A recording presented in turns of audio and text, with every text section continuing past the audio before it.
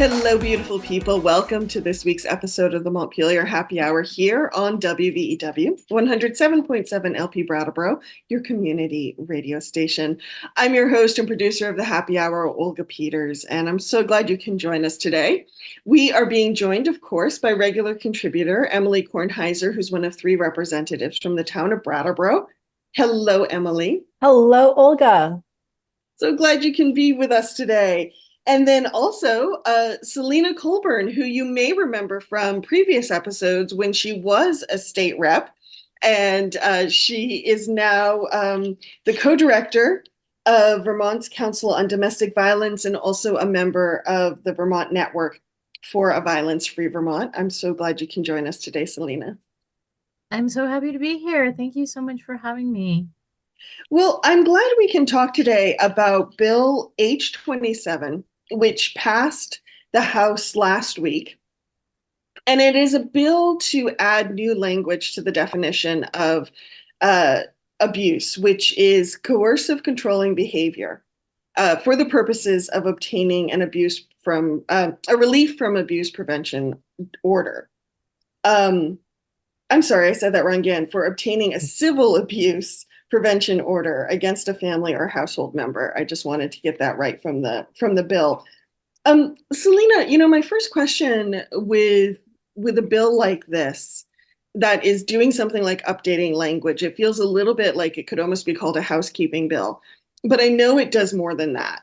So help us understand why changing the definition of abuse or updating it is important in your line of work. Yeah, and I'll thank you so much for the opportunity to talk about this. So I'm just going to talk a little bit about the underlying relief from abuse process in Vermont. Perfect. So you did get that right. We call them relief from abuse orders, and it's part of our civil court proceedings, so not something that occurs in criminal court. And in Vermont, folks who are experiencing intimate partner violence, stalking, or sexual violence have recourse to protection orders through the civil court process. They can get what's called a temporary or ex parte order that will last for a finite amount of time, and then they can also pursue a final order that is longer in duration potentially. And these orders come with accompanying conditions often around contact or certain behaviors. So again, it's not a criminal proceeding, although if you were to violate the conditions of your order, that does come with potential criminal liability. And Selena, is this when we talk about these orders, it's what most people might think of when they think of here restraining order? Exactly, okay, right. Thank you. Yes, so a judge would grant the order, and there are numerous conditions that could be imposed. So no contact might be a condition, sort of mediated contact, living arrangements. A person might actually be asked to engage in domestic violence accountability programming. So each order is going to be pretty case specific in what it looks like, but the idea is that it provides really important protections for a survivor, in this case of intimate partner violence. And often these are key to folks being able to do the safety planning they need to do to be able to make changes for their own safety, or simply just to get a breather from the abuse and be able to regroup and reassess. And one of the things that we know is that anytime a survivor of intimate partner violence comes forward, that can actually be a time that increases risk.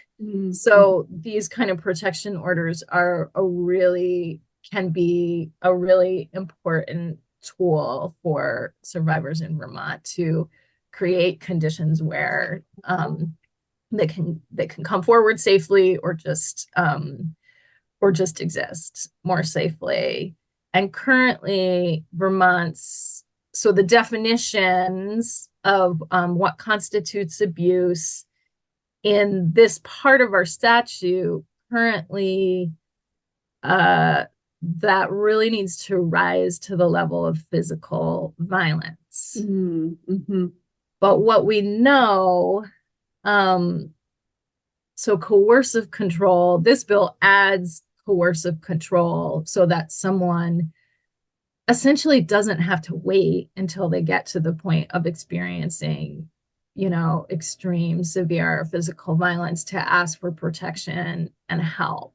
So coercive control might look like limiting someone's access to transportation or finances or resources, threatening children or pets. If you do X, Y, or Z, I'm going to harm our dog. And I thought it was really interesting to see that animal welfare advocates actually joined the folks who supported this bill, because that's such a common thing. It might look like persistent, degrading verbal abuse, psychological manipulation, isolating folks, preventing them from being in community in any number of ways, including employment, monitoring or controlling activities, threatening someone about their immigration status. And research shows us that these kinds of behaviors that we can call the whole suite of these behaviors coercive control are often a predictor of violence and, unfortunately, of lethality as well. So there's a pretty large body of research that shows that. Can you explain that a little bit more? That coercive control can be a precursor to violence. So we at the network really see. And I guess I'm asking because I think people often really put a pretty stark line between those. I hear people putting a very stark line between those two things, that like, well, he's not physically abusive, or they're not physically abusive. And that's like always. And so they can handle it, or that, they'll work through it, or. Yeah. So domestic violence or intimate partner violence or abuse, at the network, we really see that as a spectrum of behaviors. And research shows that over time, some of those more controlling behaviors can escalate to violence. So I think you can find all kinds of studies, well, all kinds of numbers, but something like 5 times. I think I recently saw a study that said 9 times more likely to experience violence from a partner if you're already subject to those coercive controlling behaviors. And certainly many of them are indicators in lethality assessments. So in the field of intimate partner violence, there's several tools out there. One that we're in the process of adopting more widely in Vermont, called the lethality assessment program, that really helps to identify risk for someone being murdered by a partner. And many of these behaviors are part of lethality assessments. So, there's looking over the testimony on this bill. There is a story that my colleagues at the network brought forward just as an example of what coercive control can look like. And so it was a person who had been fairly isolated by her partner, was raising kids together, that her activities were being monitored to make sure she wasn't, contacting people, etc. And the partner took the car seats out of the back of their vehicle, which effectively meant that the partner couldn't travel safely with her children because she couldn't put car seats in the vehicle. And so that's what coercive control can look like. And unfortunately, if I'm not mistaken, I believe that example came from a case review from Vermont's Domestic Violence Fatality Review Commission, which is a large body that looks at, takes some of the homicides that occur, domestic violence homicides that occur in the state, and really does reviews of them to try to identify opportunities for change and better intervention. Does that answer your question? Thank you. Thank you. Yeah. Emily, before the show, we were chatting a little bit, and you mentioned a few things, one of which was how this bill sort of came to the State House, but also that you thought it was really important that people understand that a bill like this is as much about public safety as a bill that might oversee law enforcement. Could you expand on that a little bit? Yeah, a big emphasis this year in the legislature, and actually has been a big emphasis over the last few years, is public safety and health. And when we look at where and why people are dying in Vermont, or where and why even the vast majority of police calls come from, that is intimate partner violence. And then overdoses, basically. And so, last 2 weeks, sometime in the last few weeks, we talked about overdose prevention centers, and we're going to talk about that again soon, because that bill just passed the House. But this, intimate partner violence and the scale of it in Vermont, both the lethality of it and the day-to-day profound impact on people's lives and ability to live their lives, is really profound and really widespread. And we just don't really talk about it, despite the fact that we have the network on the show every year, despite the fact that, absolutely everyone I know, at least, knows a few people who have experienced intimate partner violence or sexual violence. It still stays like very much in the shadows and isn't spoken about. So, this weekend I was noticing, our police department often posts on social media when they have arrests. And half the arrests that they were posting about were about intimate partner violence. And, we could have another conversation or a conversation later about whether arrests are necessarily the best strategy in the case of intimate partner violence. But regardless, it's not where the public's mind goes when we talk about public safety. And so I think it's really important that we are expanding that conversation, that we're supporting the organizations that are there trying to prevent, not just respond to intimate partner violence. And that when we look at bills like this that strengthen folks' ability to stay safe, sometimes even in their own homes, that we look at it in that context. And Representative Angela Allen, who is the reporter for the bill on the House floor, was really eloquent about sort of how this bill fit into that wider picture. Well, it's a good frame to be explicit about, because I think you're right when you talk about how much domestic violence remains in the shadows. It's, when I just kind of sat with that for a minute, I realized that, yeah, I too, when I think of public safety, I think of probably those crimes that are likely to be like a little more widespread across many different people, like breaking into cars or theft, or, crimes that don't necessarily have one specific person hurting another specific person. Does that make sense? Like those crimes that feel more random. Yeah, property crimes. Yeah, absolutely. Crimes. I think that's where most of the emphasis tends to go in public conversation. And I think partly that's because that feels a lot newer for Vermont. But, even when we work on firearm regulation in Vermont, it's, that's about suicides and intimate partner violence for the most part. It's not, it's very rare. The guns are very rarely used in Vermont for other things, but they're almost, non-hunting uses of guns is almost always about coercive control or suicide in Vermont, and sometimes both at the same time. Well, I think it also like how I said that upbeat at the end. Selena, it looked like you wanted to say something there. Oh, no, that's okay. Go ahead. Okay. Olga. Oh, I was just going to say, well, I think it also comes down to some of the stories we tell about crime. Mhm.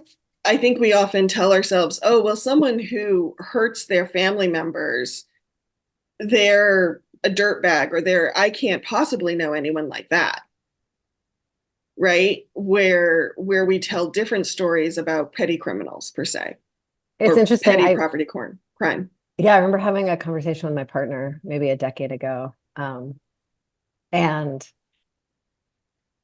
trying to be clear that like if 90% of the women that I know have experienced some form of sexual violence, then probably the majority of the men that we know have probably enacted that sexual violence.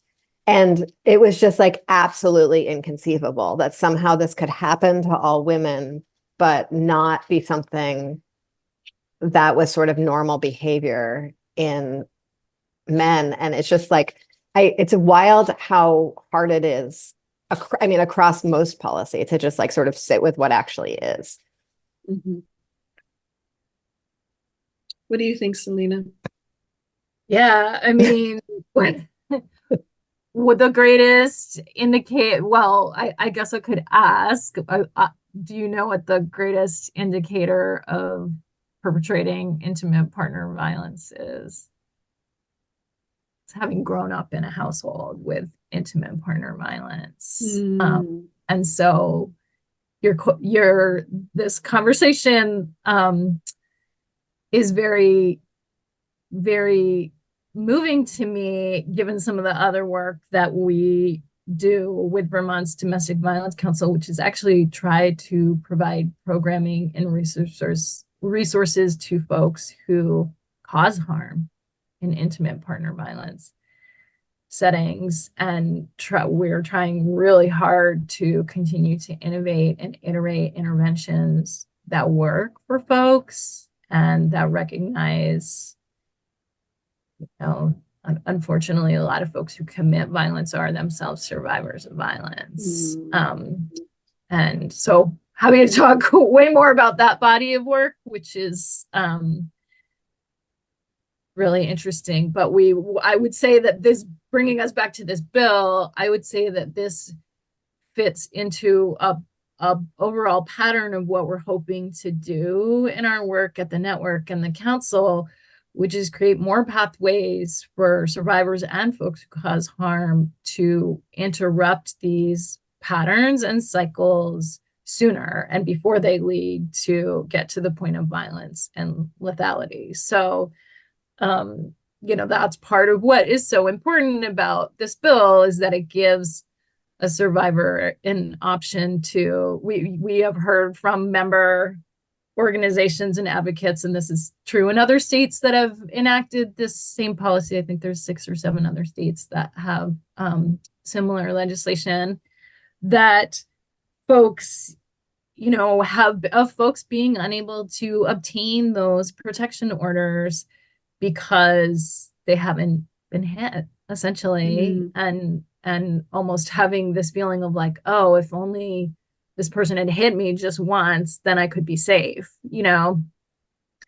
So I think there's a lot of things we're trying to do, including this bill, that get folks to be able to interrupt these patterns sooner. And some are for survivors, and some are for folks who are causing harm and violence, where there's, that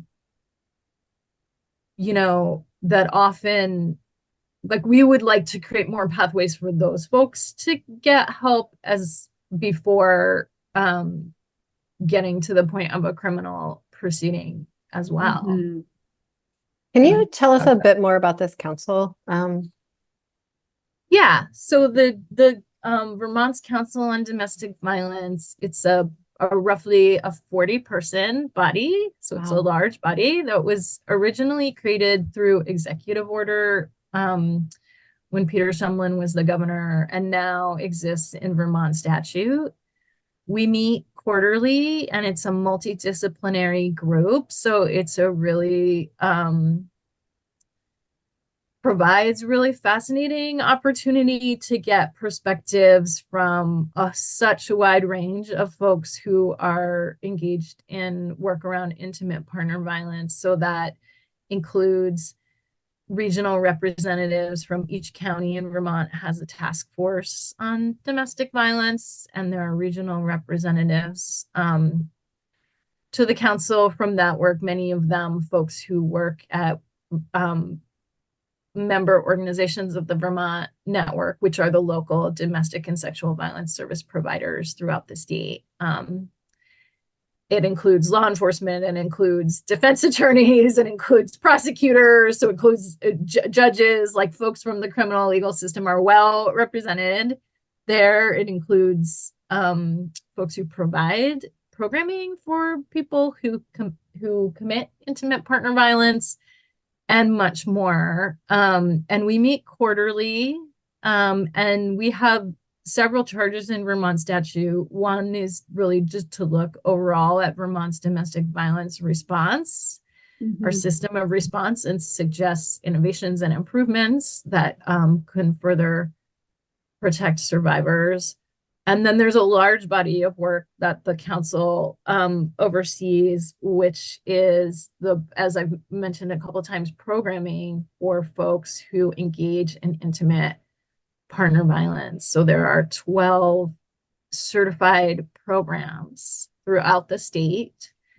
And they use a wide range of curricula. And the role of the council is to provide oversight and certification. We have a very robust certification process to ensure the value and integrity of this programming and its relevance to communities.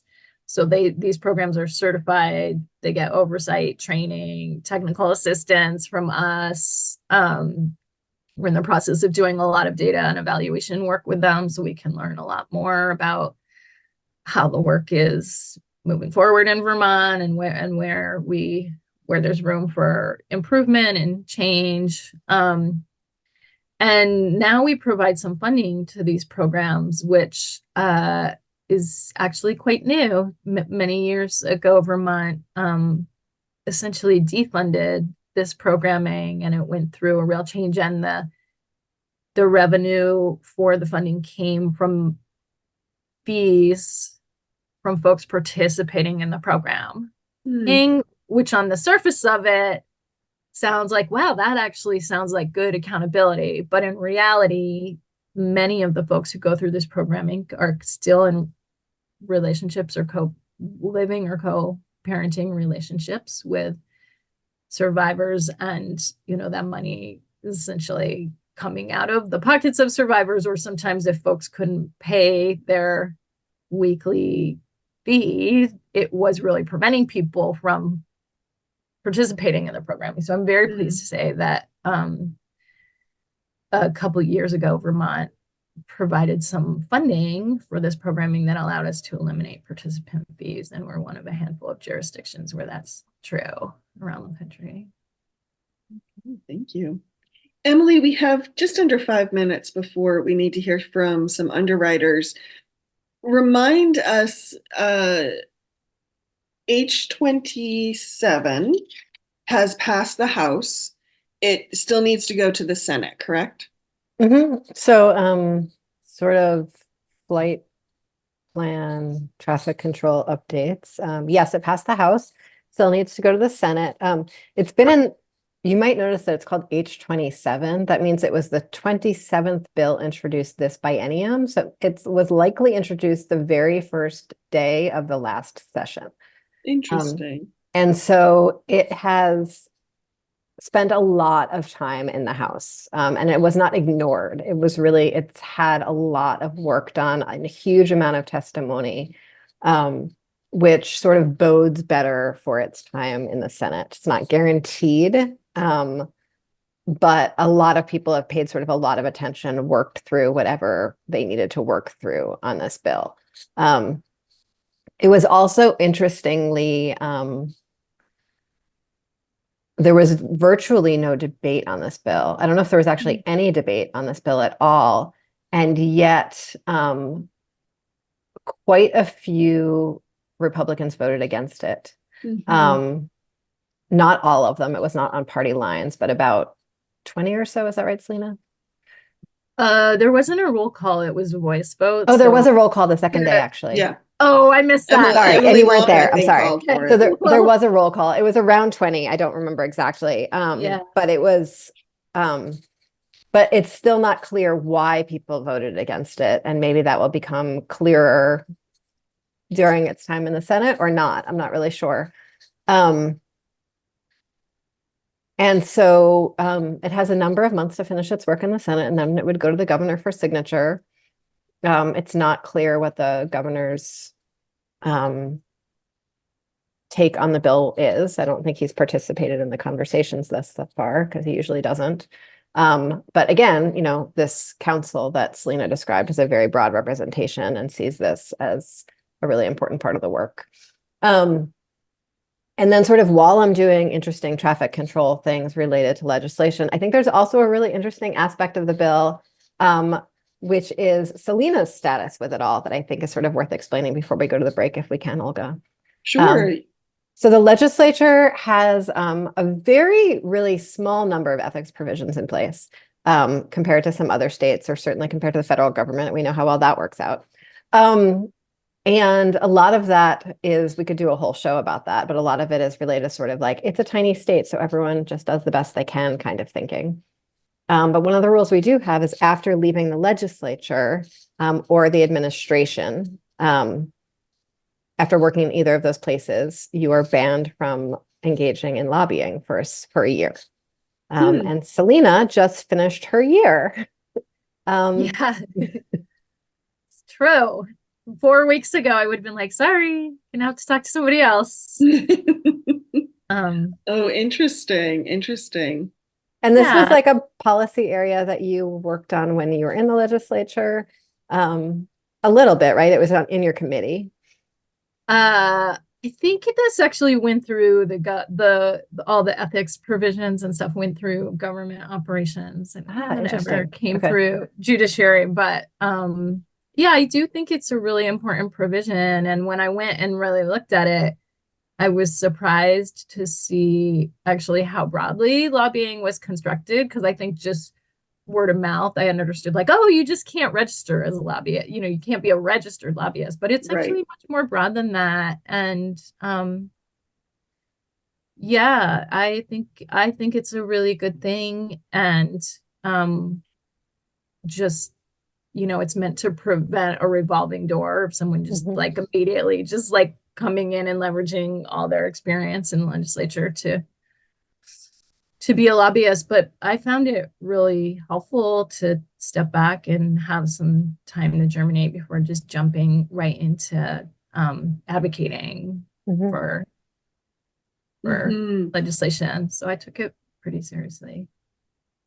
Well, thank you for sharing that, because that is an interesting little piece of inside baseball. And it reminds us just how relationship-based Vermont is. And sometimes, yeah, you do need to step back from those relationships. Well, and I just want to add, interestingly, though, staff can move freely between the administration and the legislature with no pauses in place. And I think I have some questions about sort of how that works out in the short and long term. So But just that's a conversation give us for an another day. example, Emily. So like the head of V-Trans or something? Or So like... recently, sort of two very recent examples that are in my own life. Recently, the deputy director of our joint fiscal office went to essentially become the deputy director of the administration, the agency of administration.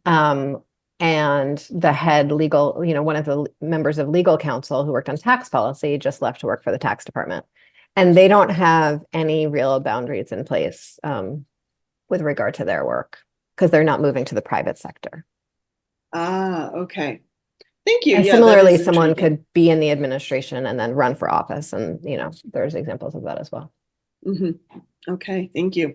So we on the Montpelier Happy Hour here on WVEW 107.7 LP Brattleboro, your community radio station, are going to hear from some of our underwriters, and we will be right back.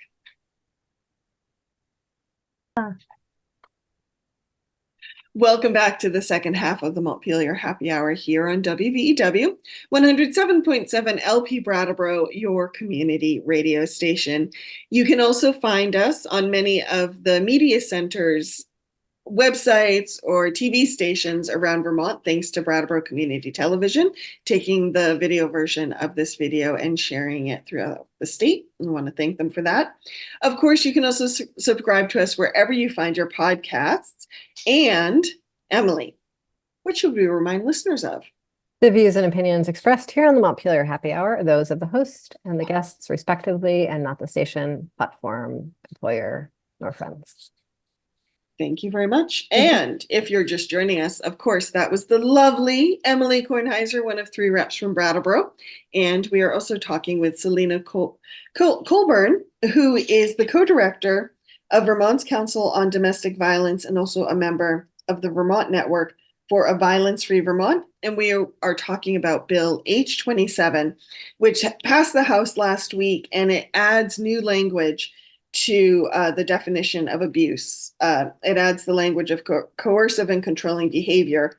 And this is for people who are obtaining a civil abuse prevention order against a family member or a member of their household.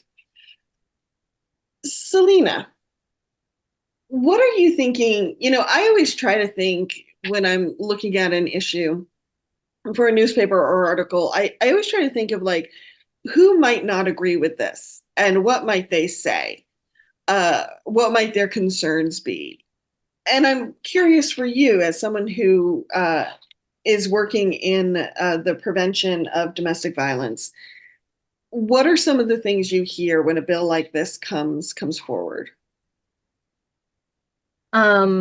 So I think one of the biggest concerns that folks have, it's a very legitimate concern, is that this language might actually be able to be used against folks who are actually experiencing abuse.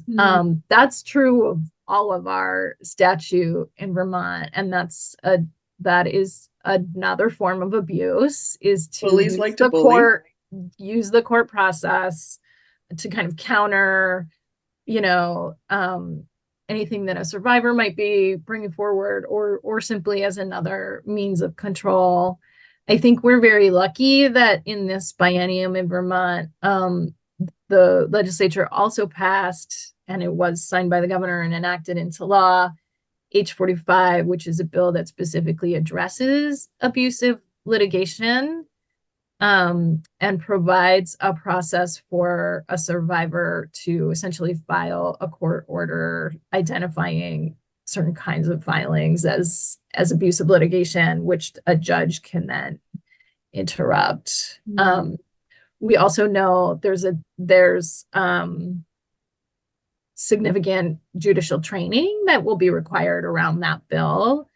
And there's also just interest in training largely across our system, criminal legal system, partly as a result of the work of a multi-year grant that we call the Justice Reinvestment Initiative, looking at domestic violence systems in the state. So, legislation always has an implementation phase. In this case, I think there's the potential for significant training to really support all of our legislation around domestic violence prevention and response. I think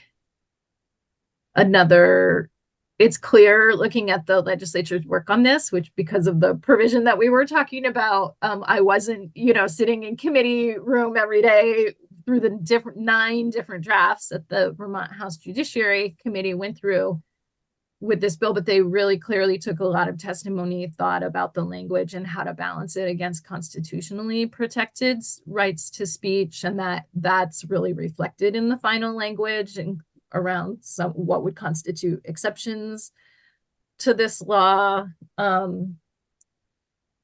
And, you know, I think the other objection that folks might voice is just sort of similar to what you all were sharing at the top of the hour as we introduced the topic, just feeling like, well, this is just nobody's getting physically abused. Like, this is just things that are happening between two people. And, you know, frankly, that's an argument that a longstanding argument against any efforts to regulate how we respond to intimate partner violence. That just is not borne out by the research that about these behaviors and what's known at this point. People have really studied what constitutes coercive control and how it relates to a spectrum of violence. Thank you.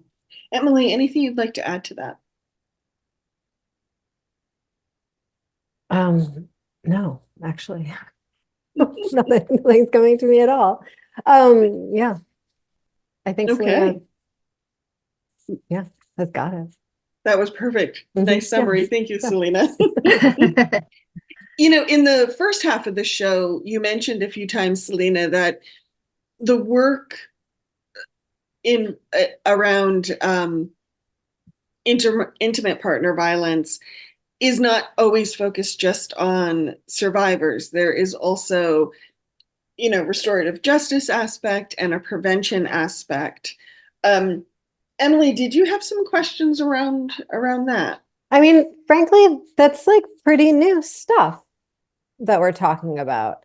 In terms of sort of the state's role in those conversations, or even our violence prevention sort of community partners taking on questions around what it means to engage with, you know, perpetrators in our community, what it means to be in community with people who engage in violence and controlling behaviors, how restorative justice could possibly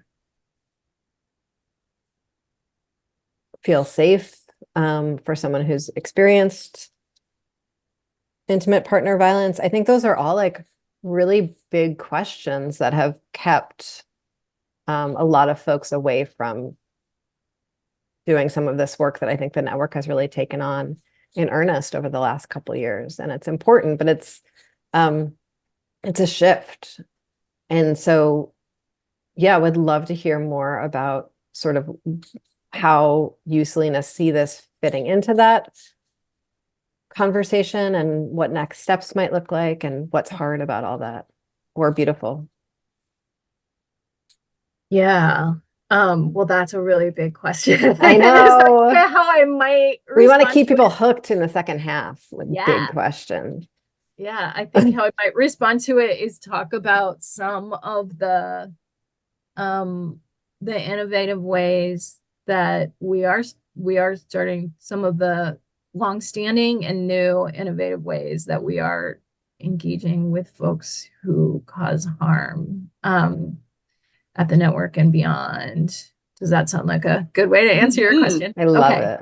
Let's start there. So like I said, we do have a system of domestic violence accountability programming in the state. That whole model is, you know, relatively new. I mean, as the gender-based violence movement grew out of sort of what we might call second wave feminism and started to really bring intimate partner violence and sexual violence kind of out of the shadows as where it had lived as these sort of personal experiences to a realization that these were more universal and often gender-based experiences. Folks started figuring out, well, how do we interrupt? We've like learned a lot about what the patterns look like. How do we interrupt it? And how can we engage with folks who are actually causing harm? And so there was programming that was evolved. And a lot of the early programming really lives in the frame of a gender analysis of folks who cause harm, which there's some real validity to that, and it might not capture the whole picture of why people are engaging in harm in intimate partner relationships. And it certainly ignores the reality that folks of all gender identities experience and cause harm in intimate partner relationships, including serious physical harm and violence. So that programming has been kind of like evolving, over several decades now. There's starting to be a modest body of research around it. We do know from what I'd call some of the meta-analyses that are out there, which is like looking at the whole body of research and trying to figure out what patterns it tells us. I just want listeners to know that Selene Colburn is also trained as a librarian, so sometimes she uses extra dorky words. Yeah, so she's a big dork. Well, we're doing a lot of work right now around research and evaluation of this programming, so I'm a little deep in it. I apologize, but there's some research that says this kind of programming does reduce what we would call recidivism, both of, so that means just recommitting a crime, both of specifically domestic violence crimes and even just crime in general. So it is research tells us it's associated with those reductions. But it's also, the research is also mixed, and it's especially mixed mostly because there's so little of it about what the impact of the programming is on survivors, which is always, our goal, when we're working with folks who cause harm, is to improve the experience and safety of survivors. And so we're seeing we've introduced some new programming in Vermont this year that uses a model from the Alma Center, which is a Wisconsin-based organization that they call their modality healing focused care. That's being implemented in the Northeast Kingdom, and actually being implemented by Umbrella, which is a member organization that serves survivors of domestic and sexual violence, a member organization of the network where I work. And that's actually pretty new. And historically, like in the movement, a lot of the folks who work with survivors are like, we don't work with the people who cause harm, even though those two people might be in relationship to one another. And might stay in relationship. I think, that's something we've covered in various episodes, is that like interventions that try to fully cleave a relationship are often quite doomed to failure. It might not be what the survivor is looking for. Yeah.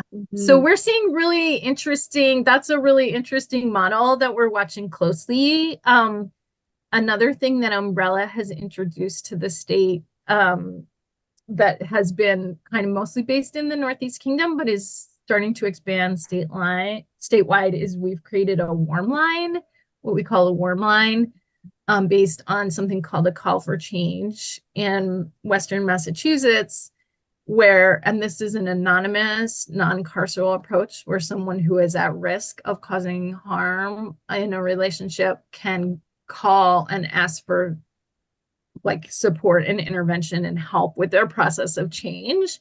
So it's not a hotline. It's not like you would call and be like, I'm about to, do something really, really, really harmful. And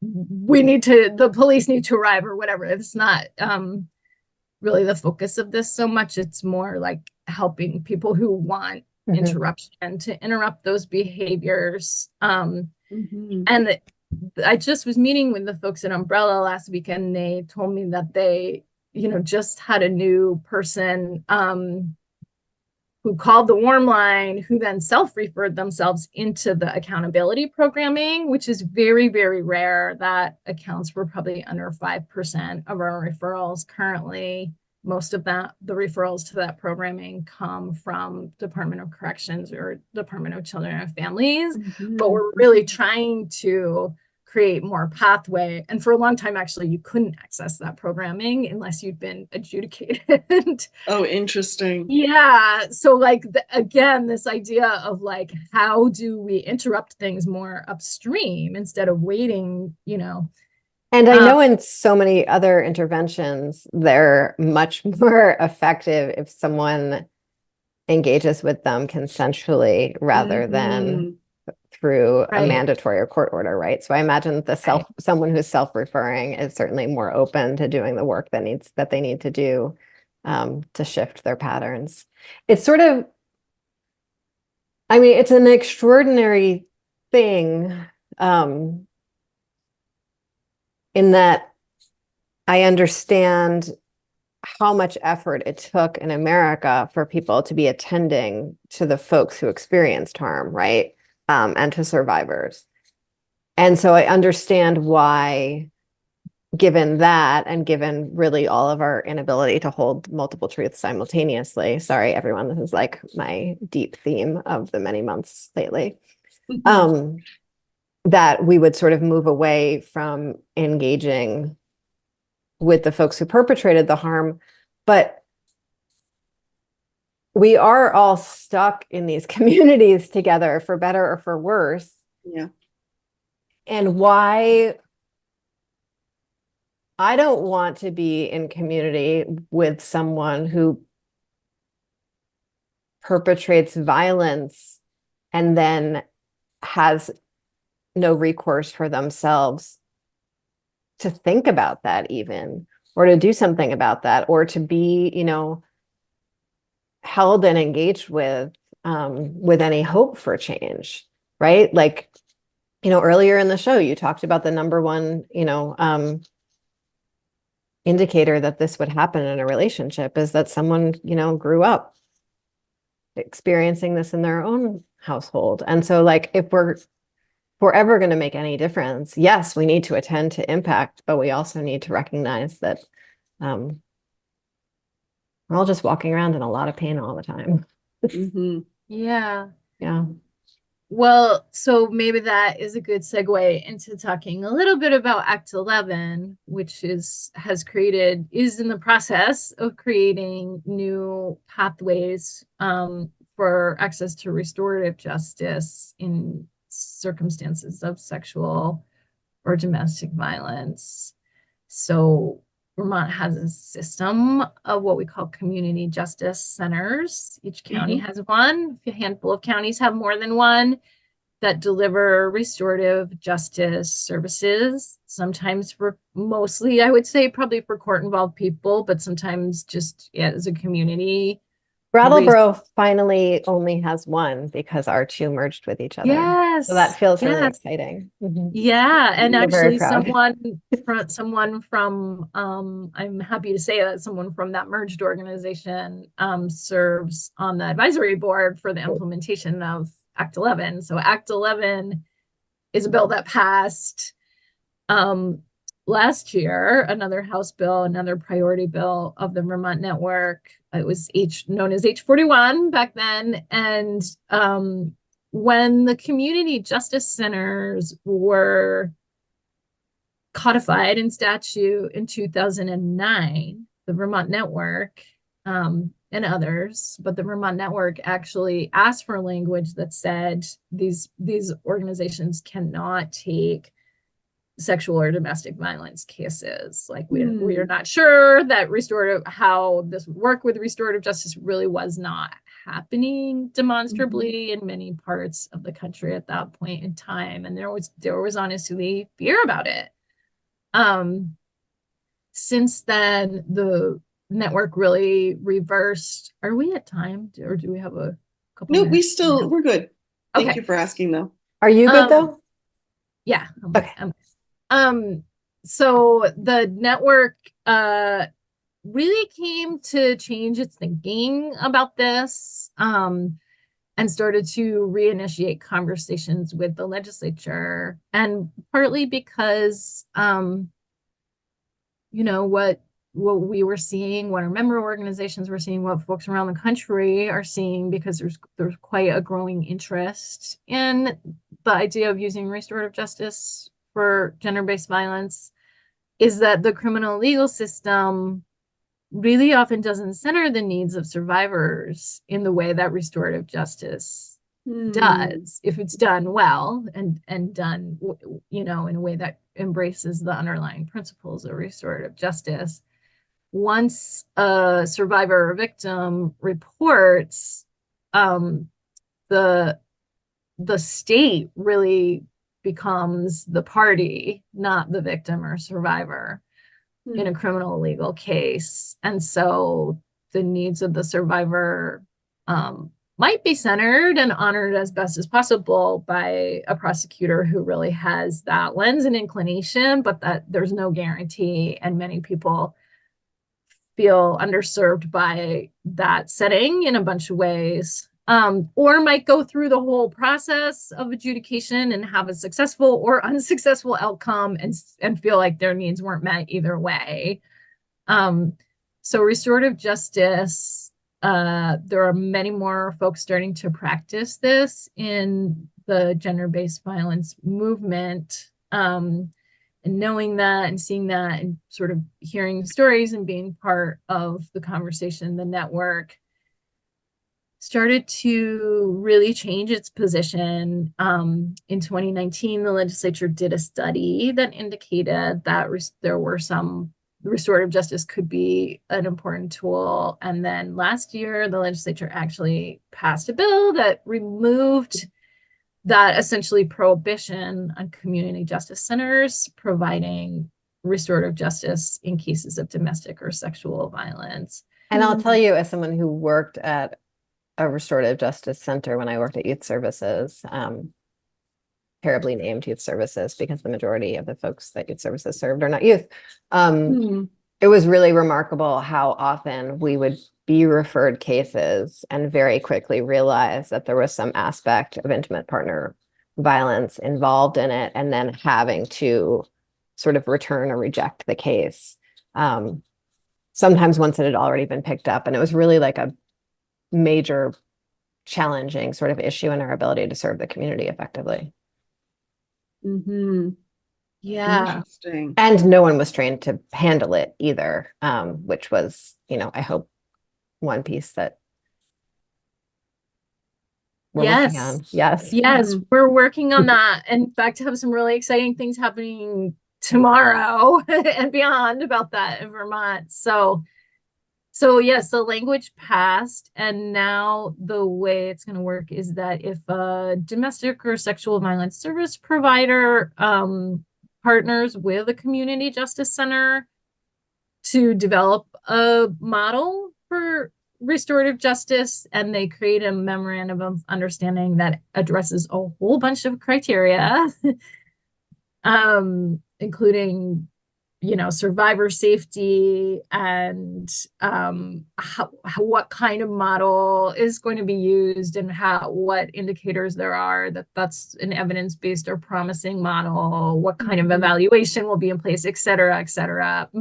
Lots and lots of criteria. In fact, frankly, many more criteria than a criminal legal system is expected to address in statute to engage with a survivor of domestic or sexual violence, in my opinion. But so we're working right now with the Attorney General, the Community Justice Unit of the Attorney General's Office and the Center for Crime Victim Services in Vermont to develop some guidance for folks who want to develop this programming in alignment with this criteria. That's the statute, and by July 1 we'll be releasing that guidance. But in the interim, we're doing lots of work, lots of conversations with folks to think about how this might work, how this might look. We did a great panel with last year in November with folks who are practicing around the country restorative justice in cases of gender-based violence, and we opened that up to folks all around the country. And they're, just to speaking to the national interest in this, I think there were almost 400 people registered for it. And this month, we have Sujatha Baliga, who's a provider, a former lawyer who is a restorative justice practitioner and works on these kind of cases.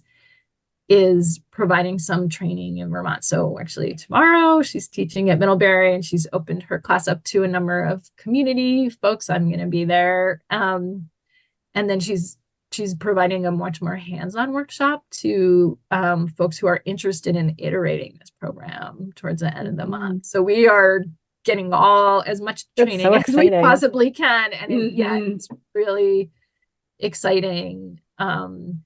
And it could look, I'll just close by saying, like, restorative justice could look so many different ways for survivors. And I think it's been really fascinating to see how challenging that is for lots of folks in the conversation, including sometimes us, to wrap our heads around. Like, it might look like someone getting a criminal citation and being referred to that programming with or without, a diversion, like any kind of path that dismisses the charges. But it might also just look like a survivor coming to a program and say, I don't want to engage with the person who caused this harm at all, but there's some really unmet needs I have as a result of the harm that I experienced.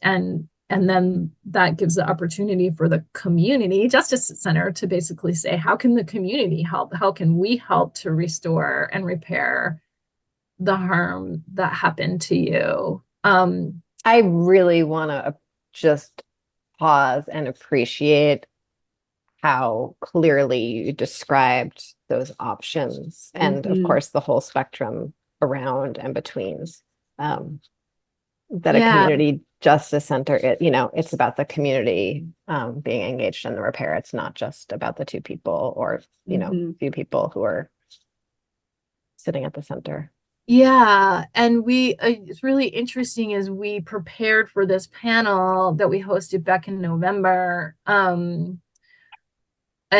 We heard a lot of real life examples of cases that folks had taken on, and there were many examples where the situation was really about repair among family and friends who hadn't believed, hadn't supported, had put up barriers to the person's access to help or healing. There's so many different ways this could look. It could look like someone coming into a community justice center and trying to, either as a person who causes harm, survivor, or both, trying to interrupt their own coercive controlling behavior before it gets to a level of violence. Or it could look like someone who 20 years ago went through the criminal legal system, successfully had a case that was adjudicated where someone, was served time for criminal charges, and they still are like, I have a whole bunch of stuff that's really unresolved. Maybe I want to talk to that person about what happened, or maybe I don't, but I have something else. So it could look so many different ways. And if we do it well and right in Vermont, how we're going to define those ways in any given situation is by really centering the needs of survivors. And that's what's so exciting about it, because we currently, our member organizations do incredible work, and our criminal legal system has the constraints that it has. And I know there's good folks really trying to serve survivors there, but this is like truly a new modality that potentially really, really asks survivors what they need. Thank you. Unfortunately, Selena, we are out of time, but I think that's a great place to end, to remember focusing on what survivors need. Selene Colburn, if people want to find out more about the work of the Vermont Network or the Vermont Council on Domestic Violence, where can they go? Oh, that is such a great question. Well, so all you have to do is Google Vermont Network Against Domestic and Sexual Violence, and you can find the website of the Vermont Network. And let me tell you the exact URL of the Vermont Council on Domestic Violence. And I will put in a plug and say, if you are listening and you're someone who's thinking, wow, I could really use help. So the Vermont Domestic Violence Council website is all one word, vtdvcouncil.org. And we have a whole page there about how to access domestic violence accountability programming. So if you're someone who's listening and thinking, I could really use that help and intervention for myself or for someone I care about, you are welcome to enter that programming yourself. And like I said, there's no fee. Thank you. And for listeners, just so you know, I'll also link that in the show notes of the podcast. So you can find that information there as well. Emily, if folks want to find out more about you. Folks can go to emilykornheiser.org and sign up for my newsletter or find contact information for all the various ways to be in touch. Thank you. And as always, the Montpelier Happy Hour is on WVEW 107.7 LP Brattleboro, your community radio station, every Friday at 2 and rebroadcasted on Wednesday mornings. So take care, everyone. Have a good weekend, and we will see you in the next episode.